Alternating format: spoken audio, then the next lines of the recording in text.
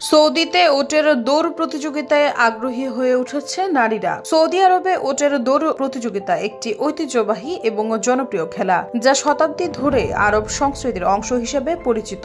এই প্রতিযোগিতায় সাধারণত ওটদের দক্ষতা ও দ্রুততা পরীক্ষিত হয়। সৌদি আরবে ওটের দৌড় প্রতিযোগিতায় নারীদের অংশগ্রহণ আগে কিছুটা সীমিত ছিল। সম্প্রতি সৌদি আরবে ওটের দৌড় প্রতিযোগিতায় কয়েক বছর ধরে নারীদের আগ্রহ বেড়েছে এবং তাদের অংশগ্রহণের সুযোগও বৃদ্ধি পেয়েছে।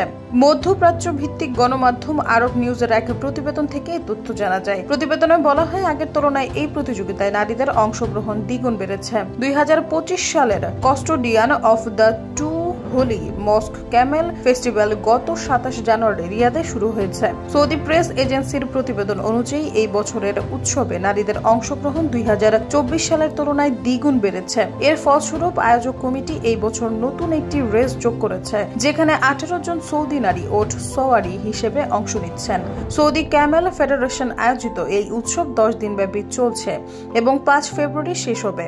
গত বছর 9টি দেশের 15 জন নারী অংশ নিয়েছিলেন, কিন্তু এবার 13টি দেশ থেকে 30 জন নারী প্রতিযোগিতায় অংশ নিচ্ছেন। অংশগ্রহণকারী দেশগুলোর মধ্যে রয়েছে আলজেরিয়া, বাহরাইন, যুক্তরাজ্য, ফ্রান্স, জার্মানি, ওমান, কাতার, পোল্যান্ড, সৌদি আরব, সুইজারল্যান্ড, সংযুক্ত আরব আমিরাত, যুক্তরাষ্ট্র ও ইয়েমেন। নারীদের অংশগ্রহণের পাশাপাশি পুরস্কারের পরিমাণও বেড়েছে। গত বছর নারীদের জন্য নির্ধারিত পুরস্কারের পরিমাণ ছিল 1,88,000 সৌদি রিয়াল, যা এই বছর বেড়ে 3,76,000 সৌদি রিয়াল হয়ে গেছে।